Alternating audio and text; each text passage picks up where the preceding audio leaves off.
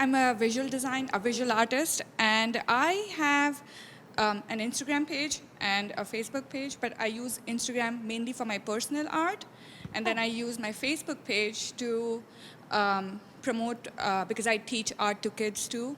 So I use that for the local moms and the local parents. Cool. And so the thing is, when I started my business and Instagram page, I had a different name to it. Okay. And so it's easy. So I made a Facebook page with the same name.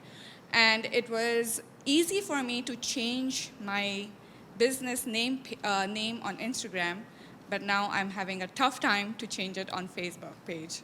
Why? It won't let me change. Like, you know how on Instagram you can change your ad. Have you changed it before? Your Facebook page name before? No. So it was the first time creating it when I created it, and then I tried, when I changed my mind, so it was easy for me to change it. On Instagram? On Instagram. And not on Facebook? And not on Facebook. And now I'm thinking, so my question is, should I keep creating content for that page, or should I just completely abandon it and delete it and start a new page which is reflecting even my Instagram page? What is the name of your Instagram account and the name of your Instagram page? Facebook page. Yeah. So Instagram account is @Tarang Art, and then my Facebook page is Dravya.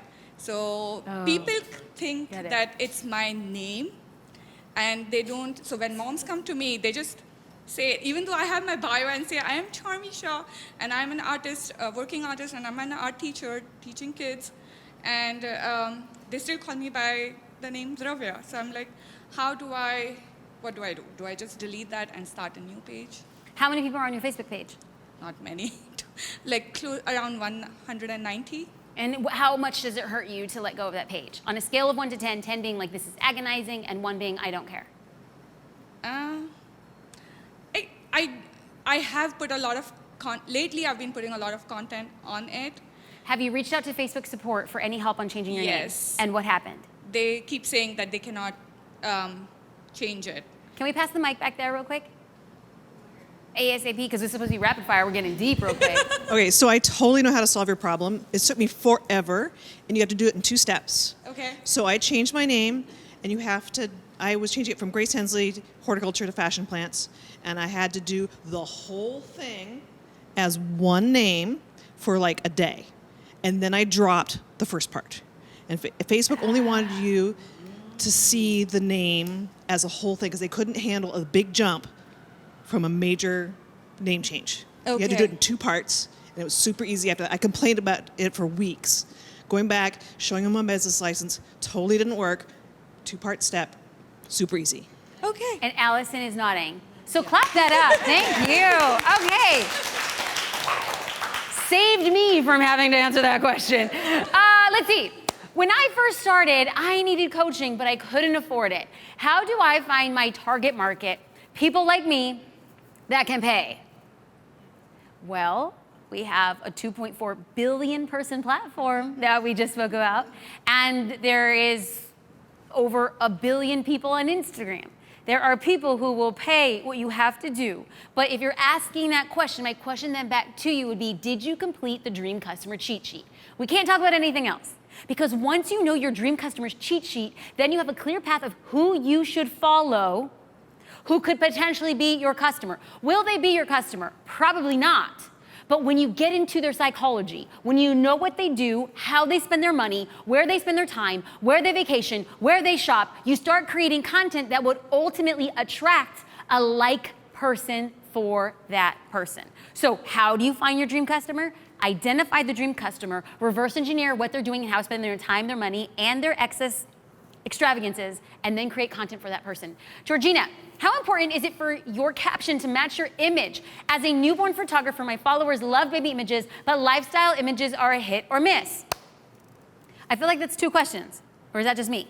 She's asking, number 1, how important is your caption to match your image?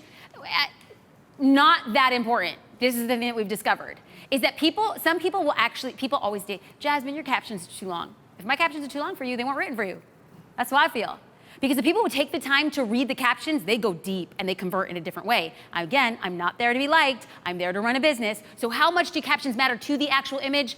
Not so much, but a little bit crossover makes it synergistic. When you make it difficult for people to understand why they're reading about hot dogs and there's a baby photo, it doesn't make sense, right? A little bit of overlap would be A-okay. Okay, are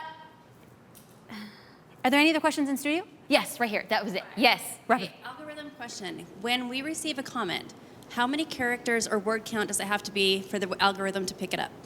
Any action is a good action, but they're weighted differently. So comments more than 4 words, both on Instagram and Facebook, are like, anything over 4 words is, woohoo, that's amazing.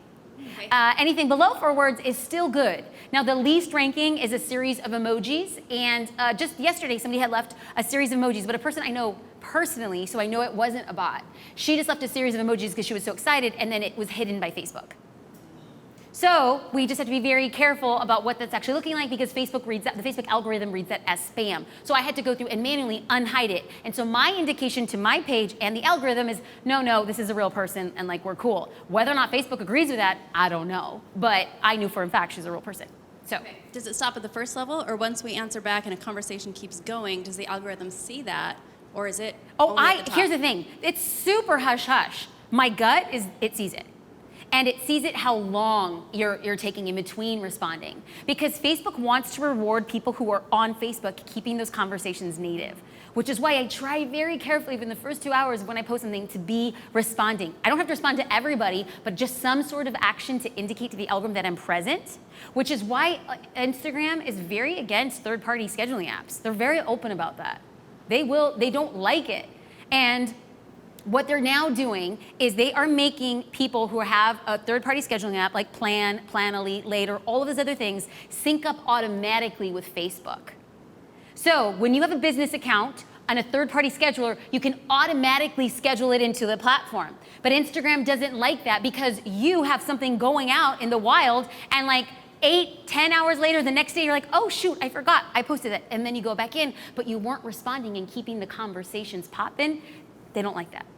So I'm still a firm believer in having a scheduler and then getting a pop-up notification and you going manually in to post it. I'm old school, but listen, that little extra work actually does play favorably in the algorithm. They won't come out and say that, but this is just what we see again and again.